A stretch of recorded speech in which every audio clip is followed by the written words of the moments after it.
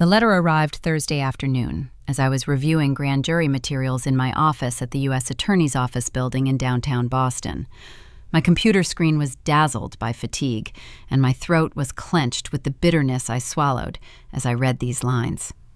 Sarah, your sister Melissa is co-chairing the Children's Hospital Gala on Saturday with Amanda Richardson. Don't come. Your presence will be awkward. Mom always had a knack for hitting you square in the solar plexus, wrapping it in a silken glove of concern. In light of your situation. My situation. That's what she'd been calling it ever since I left Morrison and Price. My path to partnership, my corner office, and my $320,000 salary. To be here, in this bureaucratic room overlooking the gray asphalt, pursuing the most dangerous men in this city for $147,000 a year. You're ruining your career, she'd said. Her voice rang with cold steel. For what? To play the hero? I tried to explain the meaning, the truth, how the law isn't just about deals. She hung up. I deleted the email. With a sharp flick of the mouse, like severing a tentacle that had crept into my day, I returned to the RICO case. 3 weeks until trial. 3 weeks to assemble all this dirt, threats, and blood into a steel-reinforced concrete structure. Threats I'd received, too. But for Mom, this wasn't loyalty to duty. It was wasting one's life. My phone rang with a quiet notification. Melissa. Please don't come. Amanda Richardson is everything to my business. I felt something sharp and prickly tighten in my chest. You made your choice. You chose criminals over family. The words burned like alcohol on an open wound. I chose, yes. I chose not to marry a hedge fund manager or live on Beacon Hill. I chose those 70-hour weeks, those folders of indelible aftermath photos, and the quiet pride that comes with a shiver as the verdict is read. I chose that over their approval. Kevin, my assistant, appeared in the doorway with a new folder. The Richardson files, the congressman's financial disclosure statements. He saw my face. Family matters, I breathed. Stay out of my important event. He winced, this loyal, smart guy who had seen me interrogate gangsters without batting an eye. Boss, you're going after people who have terrorized entire communities for decades. That's worth more than any corner office. He walked away, leaving me alone with the silence and the folder on my desk. The Richardsons. The congressman. Amanda. Amanda. We shared not only a room at Harvard Law School, but also all those fears, hopes, and sleepless nights before exams. We drank cheap wine from paper cups and dreamed of changing the world. She went her own way, clerking for a judge, then becoming a congressman's wife, then charity work. But our friendship never ended. She texted me after every high-profile case. You're incredible. She called when the news reported threats against me. She saw me, the real me. My family didn't. They didn't even know we knew each other. Their universe revolved around other things. Yale, connections, the right clubs. Harvard Law School for them was just a stepping stone to Morrison and Price. And what happened after was an unfortunate anomaly. I opened Amanda's in my chat. Her message from 2 weeks ago. Listen, you should come to the prom. It would be great to hang out. Staring at the dark screen of my phone, where my sister's cruel words still glowed, I made a decision. My fingers typed a message. Is the invitation for Saturday still open? The reply came instantly. Absolutely, I'm so glad. Her joy was alive, warm, genuine through the digital ether. I asked if my family knew about our friendship. No, Amanda replied. She never mentioned you.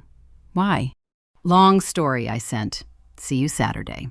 As a child, I was their golden girl. Until I wasn't. Top of my class, Harvard, clerking for Judge Morrison, I was on the perfect path laid out for me. And then I veered. Suicidal in their eyes. I turned down the interviews my father had painstakingly arranged.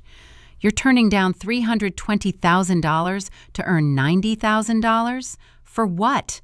My mother's voice was choked with incomprehension and anger. To use my education to defend those who can't defend themselves. That's naive, Sarah. You're naive. There was more than just anger in her voice, disappointment, as if I'd ruined something expensive, perfectly tailored for me. And Melissa breathed freely for the first time. Her moment had come. Melissa, then 23, fresh out of design school, smiled. Finally, she wasn't in my shadow. I stepped aside, stepped down from the pedestal, and the sun now shone only on her. And over the next 3 years, I earned a different reputation. Not the one framed in my parents' living room, but the one whispered in courtroom hallways and thundered in newspaper headlines. I won a case against a state senator considered untouchable for decades. I dismantled a sex trafficking ring and looked into the eyes of those they burned to the ground. I put away people whose names were urban legends, ghosts feared by everyone but never caught. Last year, at 32, I was promoted to Senior Assistant U.S. Attorney. Attorney Chin himself told me he would recommend me for a federal judgeship at the first opening. The world I lived in recognized me, valued me. But my family knew only one thing. I had left a good job. They didn't see thank you notes from other people's mothers, didn't hear my case discussed in the New York Times. They never asked. Amanda Richardson asked. She knew. She saw the news. "You're incredible," she wrote. When those threats came and the FBI posted guards at my door, her call came in the middle of the night. "Are you safe? What do you need?" That's what real friends do. On Friday evening, the phone rang. Amanda's voice was warm but tense. "Sarah, I'm so glad you're going tomorrow, but I have to warn you, your sister's been telling everyone she's the successful Chin sister with an important career. She mentioned you as somewhere in law enforcement. She doesn't say federal prosecutor. She doesn't say senior assistant." "I know," I breathed out. I didn't correct her. "Why?" "Because I'm tired of banging my head against the wall of their misunderstanding. Let them think what they want." Amanda paused, and in the silence I heard her even breathing. "James and I are hosting guests tomorrow, and if your family makes even one disparaging remark about you, I will not tolerate it. You are my friend, and you are one of the most brilliant lawyers I know. The Attorney General cited you last month as a model of service. I will not allow them to diminish that." After our conversation, I sat in the dark, wondering if I was making a terrible mistake. I'd mentioned the ball in passing at Attorney Chin's meeting. "Go," he said without hesitation. "Amanda Richardson is a powerful ally. Her husband is on the Judiciary Committee. It's good for the office." "My family will be there," I clarified. "The one who thinks public service is a failed career?" He chuckled. "Then let them see what you've become. Not to prove anything to them, but to remind myself. You're a damn good prosecutor, Sarah. Don't forget that." Saturday, 4 Seasons. The air smelled of money, expensive perfume, and old connections. I walked into the glittering room in my simple blue dress, and I saw them at the entrance. Melissa, radiant in emeralds, and Amanda. My sister was animatedly telling the gray-haired couple something, gesturing. Amanda noticed me first. Her face broke into a smile. "Sarah!" She walked toward me and hugged me, ignoring etiquette. Melissa turned around. Her smile didn't fade. It froze like a crack in ice. "Sarah, what are you doing here?" "I invited her," Amanda said easily, still holding my hand. "Sarah is my oldest friend. We went to Harvard Law School together." Melissa's expression was one of pure, unadulterated bewilderment. It was as if her brain refused to put the puzzle together. "Roommate?" she repeated, her voice slightly higher than usual. "And the best prosecutor in town," Amanda added, her tone leaving no doubt. "Come on, Sarah. James wants to say hello."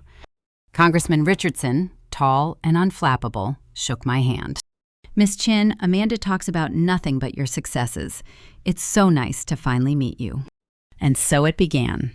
Amanda led me from one group to the next, and every time my name was mentioned, recognition flashed in their eyes. "That's Sarah Chin? The Giordano case? Brilliant work." The chair of the hospital board was thanking me for the human trafficking case. A retired judge was praising the structure of my appeals. I caught Melissa's eye from across the room. She was standing with our parents who had just arrived. My mother had a look of complete and utter bewilderment. At 8:30 p.m., Amanda lightly tapped a crystal glass with her knife, and the clear sound, like a bell, cut through the hubbub of conversations. The room fell silent, turning toward the small stage where she stood, illuminated by the spotlights, at once fragile and incredibly strong. "Good evening, everyone," she began, her voice, calm and warm, filling the space. "Thank you so much for your support of Children's Hospital. I'm honored to co-chair this evening with the talented Melissa Chin." She gestured toward my sister. She raised her hand in a weak, almost mechanical greeting. Her smile didn't reach her eyes. "And I'm especially grateful," Amanda continued, "that among us today are so many true leaders in our community, people dedicated to service." She spoke of the hospital, of the funds raised, of the children whose lives could be changed. Her words were measured, but they conveyed genuine passion. Then she paused briefly, and her gaze deepened. "I want to take a moment to acknowledge a few special guests. There are those in this room who have consciously chosen a path of service. They could have chosen something else, a quieter, more profitable one, but they chose this, and I have the deepest respect for them." Her eyes, dark and intelligent, found me in the crowd. They settled on me, and everything else blurred. My dear friend Sarah Chin is with us today.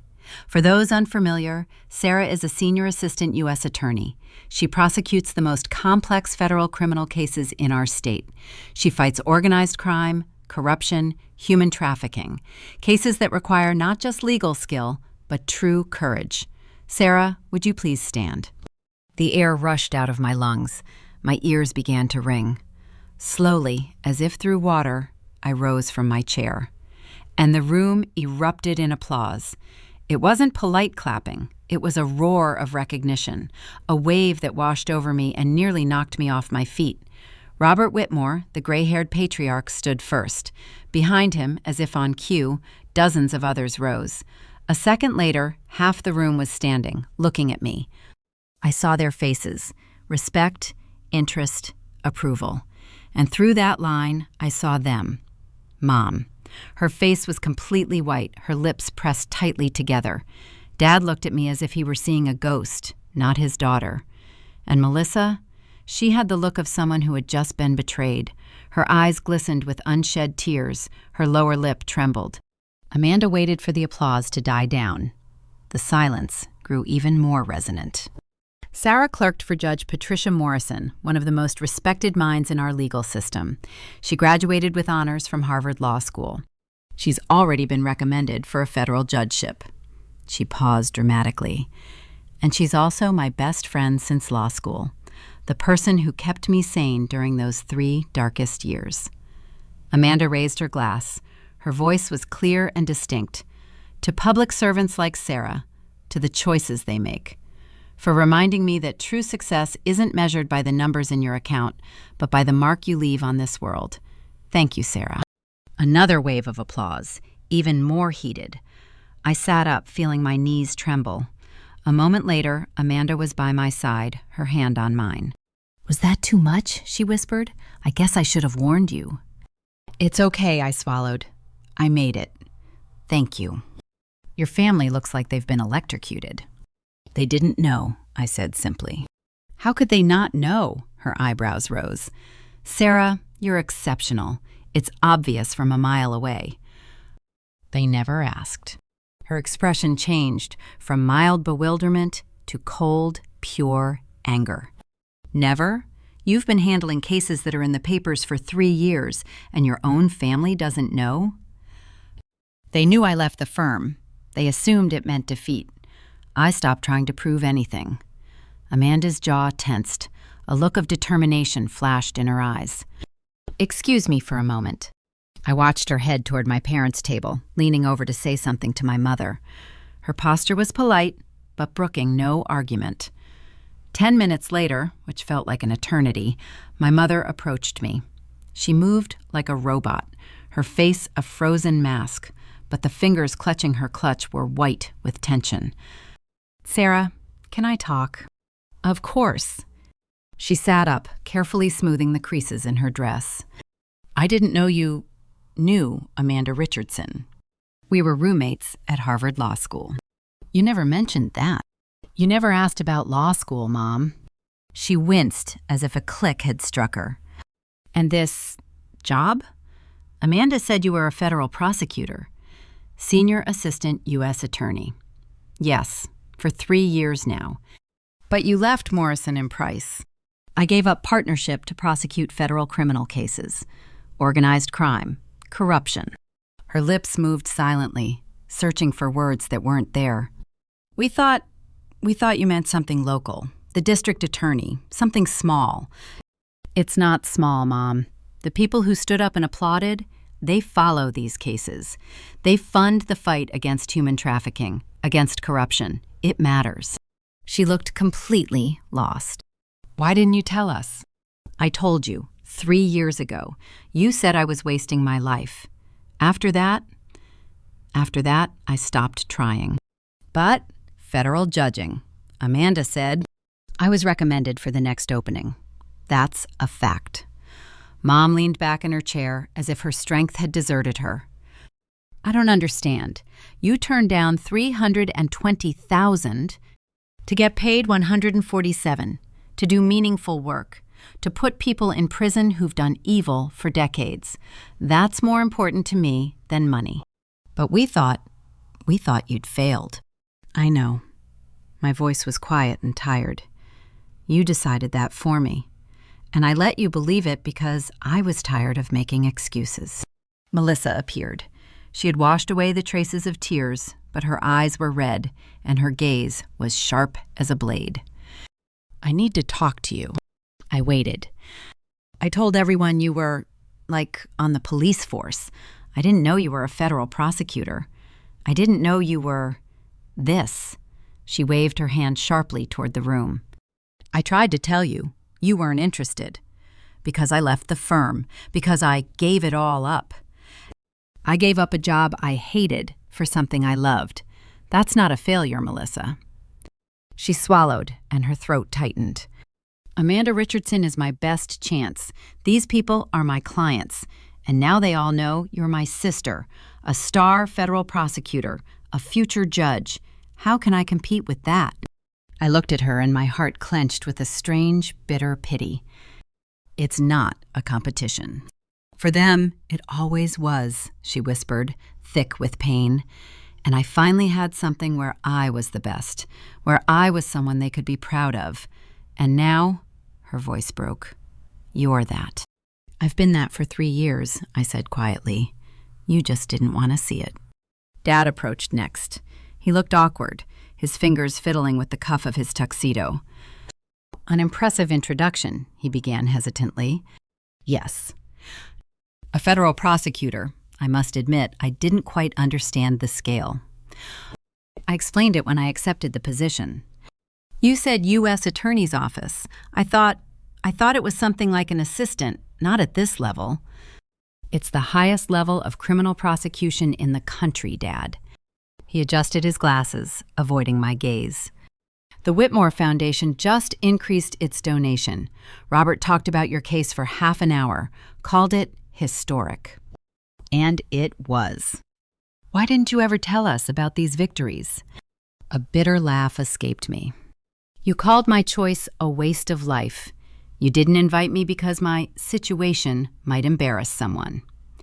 Why would I share my victories with people who had already sentenced me? His face faltered. We were worried about you. No, you were worried about what your friends would say. My daughter, the prosecutor, sounded like a defeat to you until you saw what it really meant.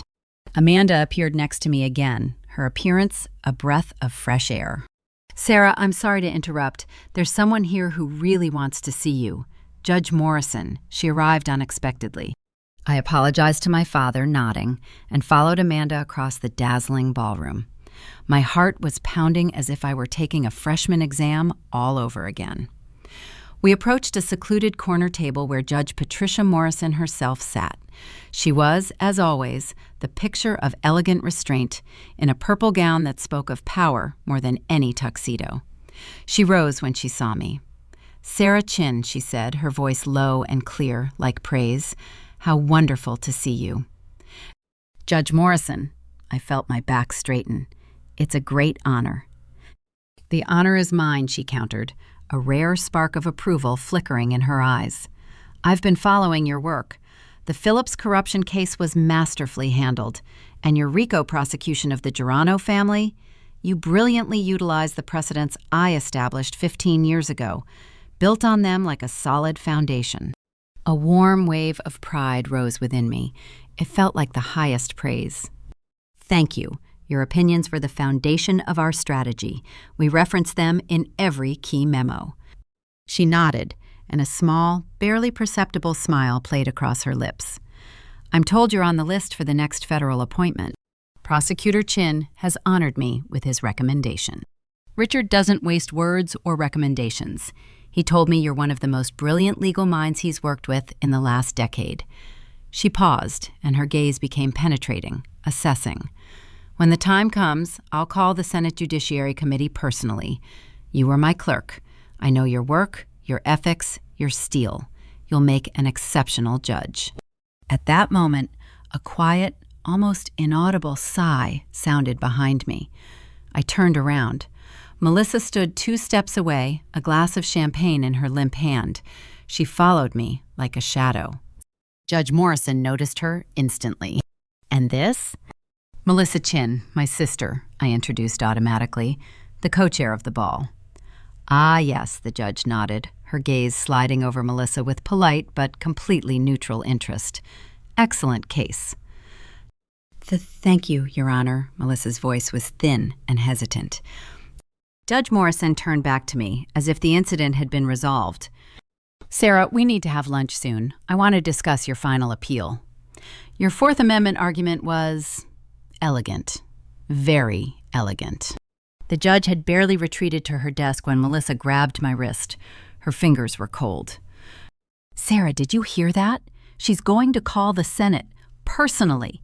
Do you understand what that means? It means she supports my candidacy. It means you'll become a federal judge, the youngest in the district. Do you understand the weight of those words?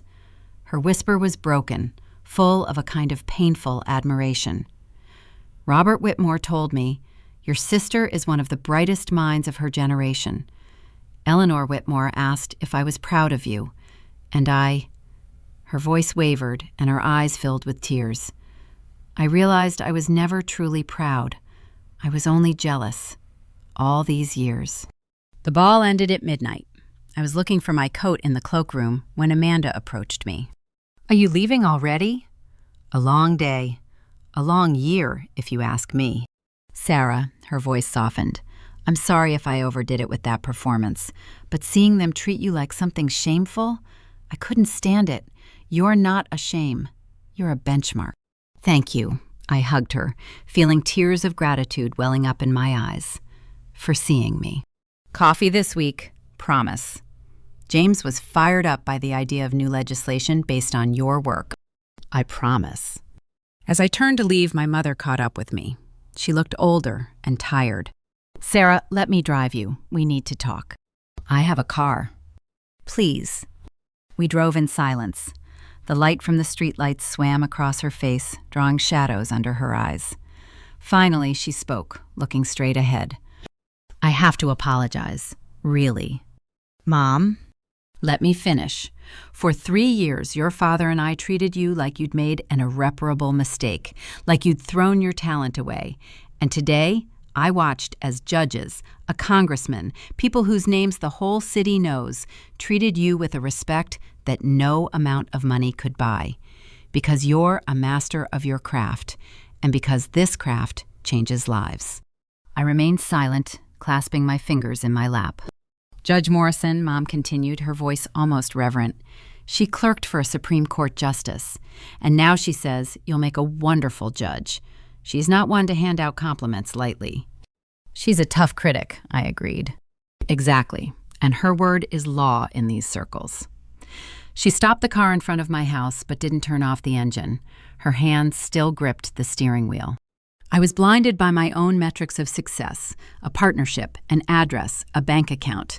I didn't see that you were building something far more lasting, a reputation, a legacy, and I treated you like a failure." "Yes," I said quietly. "I did. I'm sorry, so sorry, I can't put it into words." "Words are good, Mom, but they don't erase 3 years of silence at the family table. 3 years of being told you're wasting your life." "I know, and I'm not asking for forgiveness with just one word. I'm asking for a chance. Let me know what you live for. Let me finally learn to be proud of you the way I always should have been." I reached for the door handle. "If you want to be in my life, you need to accept this simple thing. I made this choice because it's the only one possible for me, not out of desperation, but out of calling." "I understand." "Really? Because tomorrow, when the glow of this ball fades, won't the thought of, 'it's time for me to settle down' at some firm resurface?" She stared at her hands for a long moment, then looked up at me. Today, I watched my daughter being hailed as a hero in a room full of heroes. I heard a retired Supreme Court justice speak of her future on the federal bench. This isn't the settlement I dreamed of. This is something more. And I was measuring everything by the wrong yardstick. I got out of the car. Fatigue washed over me like a heavy wave. "Good night, Mom." "Sarah, wait. Melissa, she's devastated. Not just because you've overshadowed her, but because she's realized she has a sister she never knew. We all realized it." I nodded, at a loss for words. "We never asked," she added quietly, "and that's our greatest fault." Sunday morning began with silence, broken by the vibration of my phone. 15 missed calls, 43 texts. "Melissa, I'm sorry. Please, can we talk? I was blind." "Dad, your mom told me everything. I'm proud of you. I should have said this a long time ago." "Mom, when do you have time for coffee? I want to hear about your case. For real." "Aunt Carol, I can't believe it. You're a federal prosecutor. Why did you keep this from me?" The effects are still lingering. The Whitmore Foundation wants to meet. Call when you can. And one formal email from Judge Morrison's law clerk. "Judge Morrison requests a lunch appointment for next week. Please confirm your availability." I stared at my phone, at those piercing messages from my sister, mother, father. The words hung in the air of my quiet apartment, demanding a response, a reaction, some kind of shift. I couldn't. Not now. I ignored almost everything, pulled on my sneakers, and ran out to the Charles Embankment. The cold air burned my lungs. The rhythm of my run drove all the noise out of my head. Judge Morrison's whispers, Melissa's tears, my mother's lost expression. I ran until my muscles burned and my thoughts turned into a pure, clear focus, one step at a time. When I returned, I saw a new message. Kevin. "Boss, you're trending on legal Twitter. Someone posted about Judge Morrison's comments last night. Hashtag federal prosecutor goals is trending." I groaned, falling onto the couch. The last thing I wanted was viral attention. But, holding my breath, I opened the app. And I was stunned. This wasn't gossip. This was something else. Tweet after tweet from people I didn't know was piling up praise not for me personally, but for the path I'd chosen. At Legal Eagle, when Judge Morrison says appoint, you appoint. Chin's work is a textbook example of how justice should work. At Harvard Law 2L. I've read everything in Chin versus Giordano. It's the reason I'm going into public service. She's a beacon. A public defender. We often battle her in the courtroom, but it's a fair fight. She never bends, but she's always fair. A rare breed of prosecutor. The phone crackled in my hand. Richard Chin. "Sarah, what kind of circus did you put on yesterday?" My phone won't stop ringing. I briefly explained about the ball, about Amanda, about the unexpected speech. He laughed, a dry, satisfied laugh. "Judge Morrison already called me. She said your chin is exactly the metal from which judges should be forged. Smart, incorruptible, and not afraid to get her hands dirty in the dirtiest of cases." I quote verbatim. "Sir, Don't say anything, just accept it when the time comes. We need people like you on the bench, not careerists, not stars, servants." After the conversation, I sat in silence, and something inside me clicked into place. 3 years ago, I'd turned my back on the glitter, on the golden paths that others considered success. My family had declared it a surrender. They'd erased me from their perfect world. But while they weren't looking, I was building, brick by brick, case by case. I was building respect from colleagues, judges, even those who defended those I'd accused. I was building change, real, tangible change, success. It wasn't where I'd been looking. It was here, in this quiet confidence, in the weight of a well-made choice. On Monday morning, between 2 meetings, Melissa appeared in my office. She stood in the middle of the utilitarian room, looking at the piles of files, the modest furniture. "Your assistant said you have 15 minutes, she blurted out. "What are you doing here, Melissa?" I came to apologize, not in text, in person. She sat down, keeping her coat on, as if afraid to linger. All these years, I thought I'd finally won our silent competition, that I was the one who achieved recognition. And then on Saturday, I saw there was no competition. There was only my blindness. I didn't know you, at all. I wanted to say something, but she interrupted, her words rushing feverishly.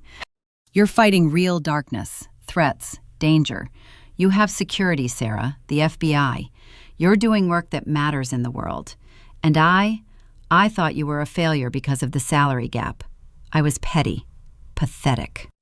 "You were looking at the other markers," I said quietly. "The wrong markers." She wiped her cheek with her palm. "After you left, Judge Morrison sat down next to me, and she told me about the 17 lives you brought back, about the law that changed because of your case. She said, your sister could have bought half of Boston. She chose a piece of truth instead, and asked if I understood what a miracle it was to have such a sister." Her voice dropped to a whisper. "And I said no, I don't understand, because I was too busy envying the ghost." A silence fell over the office, thick and meaningful. "Can we start over?" She looked at me, and for the first time, there was no hint of arrogance in her eyes, only vulnerability. "Let me know who you really are, not my loser fantasy." "We can try," I said carefully, "but on one condition. No more apologies for my career. No more comparisons. This is my life, my choice." "I accept," she nodded, and it felt like a vow. I accept.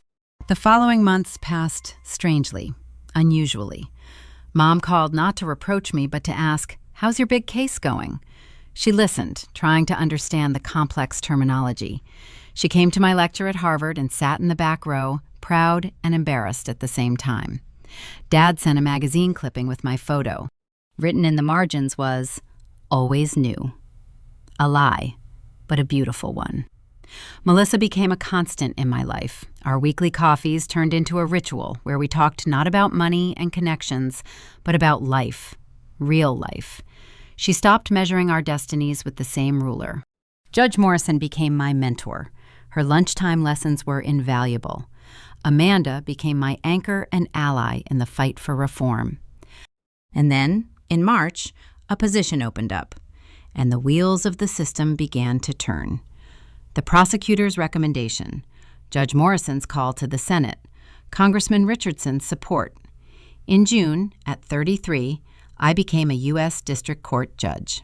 The swearing-in ceremony, a packed courtroom. My guys from the prosecutor's office, the lawyers I'd fought against, my friends. And in the front row, my family. Mom cried openly. Dad straightened up, as if he were once again the stern young father who taught me to be the best. Melissa smiled, and it was a pure smile, without a trace of the former bitterness. Judge Morrison stood before me, holding a Bible. Her voice, firm and clear, pronounced the words of the oath. To administer justice impartially, in accordance with the Constitution and laws of the United States. "I swear," I said, and the words sounded like an exhalation after a long, difficult journey. After the ceremony, amid the din of the reception, Mom pulled me aside. Her eyes were shining. 3 years ago, I told you were wasting your life, she whispered, squeezing my hands. I remember every word. I was blind and cruel. You didn't waste anything. You built a temple, and I'm infinitely ashamed I didn't see it sooner. Thank you, Mom. Now I must call you Your Honor, she smiled through her tears. Amanda approached me with 2 glasses. Judge Chin, she said, her eyes gleaming. Sounds like destiny. I still can't believe it. Believe it. You deserve it. Every letter of that title. She raised her glass. To my brilliant, stubborn, fearless friend, who chose the difficult path and showed us all what victory truly looks like.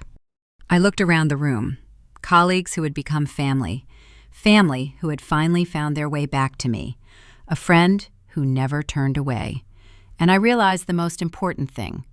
Their recognition was no longer necessary for me. It was no longer the air I was suffocating without. But now that it had finally arrived, not as condescension, but as a well-deserved tribute, I allowed myself to savor it. It was sweet and damn well deserved.